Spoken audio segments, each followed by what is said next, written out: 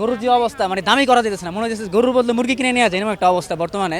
আমরা তো গত বছরও গরু দেখছি, মানে গত বছরের তুলনায় এই বছর প্রচুর দাম চাইতেছে ওনারা। দিনের আলো পড়ে যাওয়ার পরই মূলত কচুক্ষেত বাজারে মানুষের সমাগম তুলনামূলক বেড়েছে। আমি যদি আপনাদেরকে একটু দেখাতে চাই, আমার পিছনের যে সাইডটা রয়েছে এই সাইডটাতে আসলে গরুগুলো উঠানো হয়েছে এবং প্রচুর পরিমাণ মানুষ ক্রেতা যারা আছেন অনেকে গরু দেখতে আসছেন, অনেকে আবার গরুর দাম যাচাই করতে আসছেন। আমরা বেশ কয়েকজনের সাথে কথা বলেছি, আসলে দেশের বিভিন্ন স্থান থেকে খামারিরা তাদের গরু নিয়ে এসেছেন, এখানে ট্রাক ভর্তি করে বিভিন্নভাবে নিয়ে এসেছেন এবং তারা যে দাম হাঁকাচ্ছেন সে অনুযায়ী কথা বলে তাদের কাছ থেকে যেটি জানতে পেরেছি যে দাম হাঁকাচ্ছেন সে পরিমাণ মূল্য আসলে তারা পাচ্ছেন না।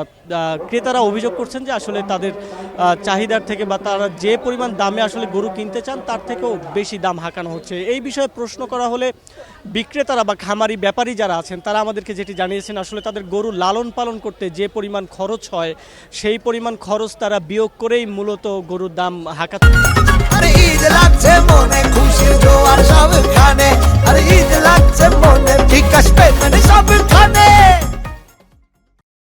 এবং এই পরিমাণ দাম যদি তারা লাভজনক না হয় তাহলে আসলে তারা গরু ছাড়বেন না বা বিক্রি করবেন না, এরকম বিষয় আমরা দেখেছি। ছোট ছোট বাচ্চারা হাতে ঘোরাফেরা করবে না, যে কোনো দুর্ঘটনা ঘটতে পারে।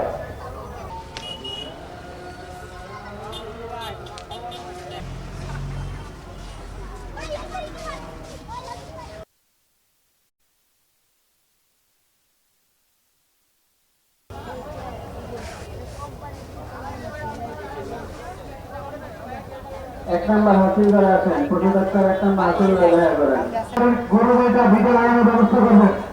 মিউনিসিপালিটি থেকে ভলান্টিয়ার আছে হাসপাতালে।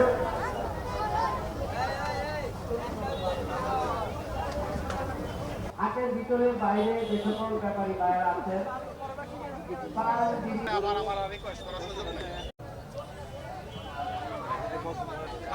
এক নম্বর গেট ক্লিয়ার থাকবে।